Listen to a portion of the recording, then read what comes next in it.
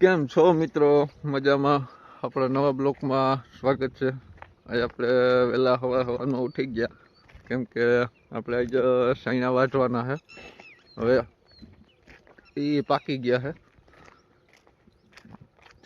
ચાલો આપણે જઈએ છે અને આપણે કામ ઉપર વળગીએ. અને ઘઉં પાકી ગયા. ઘઉં હવે 2-4 દીમાં કાઢવા જો એવું લાગે છે. જો આપણે સૈણા વટાઈ છે, આ પાકી ગયા છે. કે જે મૂલી 2-3 જ છે, જ્યાં ઘરના છે બધા સૈણા પાકી. તો ભાઈ આપણે સૈણા વાટી છે અને સુકાઈ ગયેલ વાટીએ.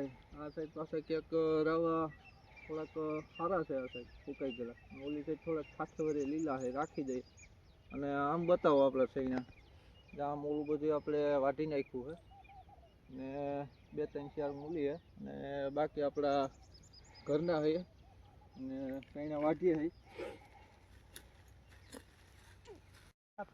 જો મિત્રો આપણા ક્યારા પૂગ ગયા તો ટાણે સાય આવી ગયો છે. આપણે ચા પીવા બેઠા છે 10 વાગ્યાનો.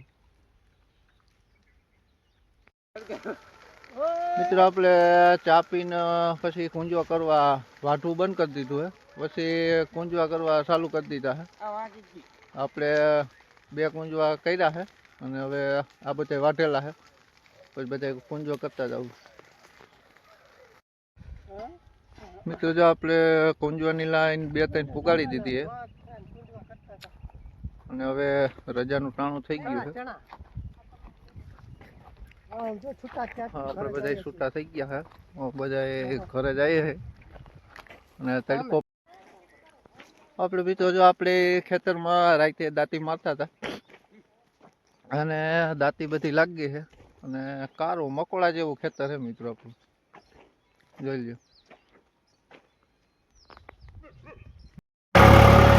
મિત્રો સાંજે આપણે દાંતી આંકવા આવી ગયા છે ધાણાવાળામાં, આપણા પડામાં.